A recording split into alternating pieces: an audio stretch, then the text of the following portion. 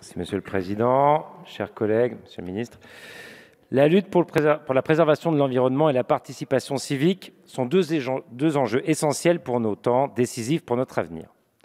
Aujourd'hui, et à juste titre, selon moi, les Français ne font plus confiance à leurs institutions, ils se méfient de leurs représentants politiques et ils craignent pour le devenir de leurs enfants, dans un monde menacé par la destruction de l'environnement.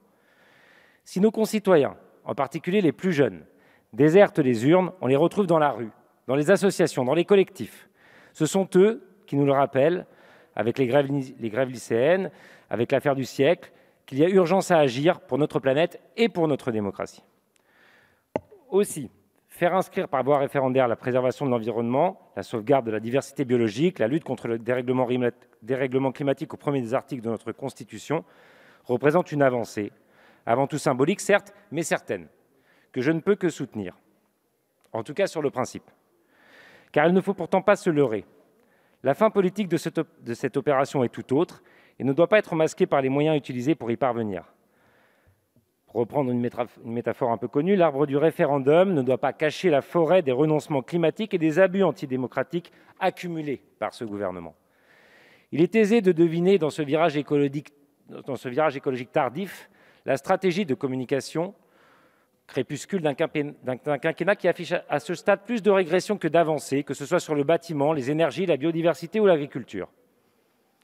3,3 sur 10. C'est la note que les tirés au sort ont accordée à l'action du gouvernement et au projet de loi climat dont l'examen a commencé hier en commission.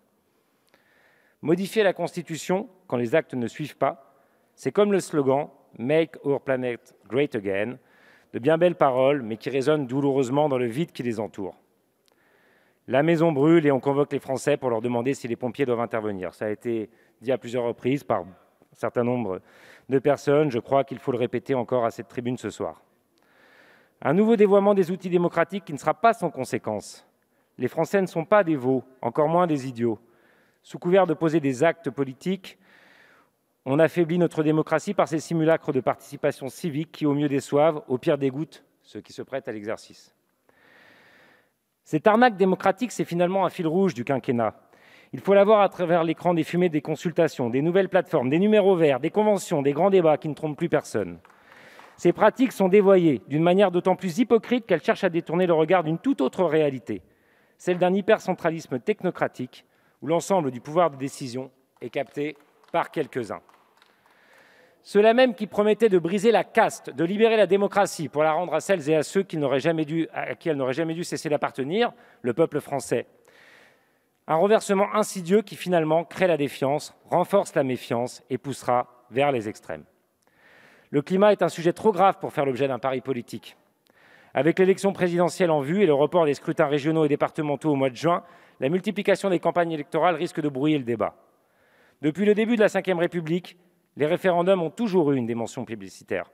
Elle sera encore exacerbée par ce contexte.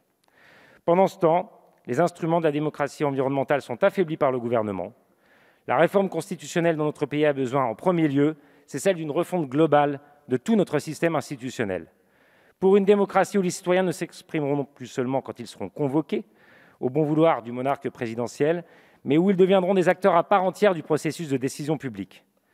La Convention citoyenne pour le climat, par exemple, n'a pas d'existence juridique. Choix des membres, rôle des garants, objectivité de l'information environnementale, force de loi des décisions, tout dépend de la volonté présidentielle.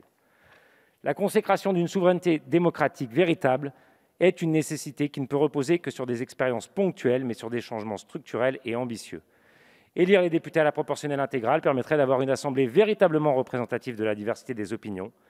Pour que la participation civique ne se fasse pas qu'au moment des rendez-vous électoraux, nous pourrions créer une troisième chambre de la participation citoyenne au Parlement qui participerait à égalité avec les autres à l'élaboration de la loi. Les solutions pour une écologie populaire, pragmatique et ambitieuse existent dans la société. C'est avec elles que nous devons les mettre en place. L'urgence climatique et l'urgence démocratique se rejoignent en ce point. Nous n'avons plus le temps d'attendre. Au temps des promesses doit maintenant succéder celui de l'action. Je vous remercie.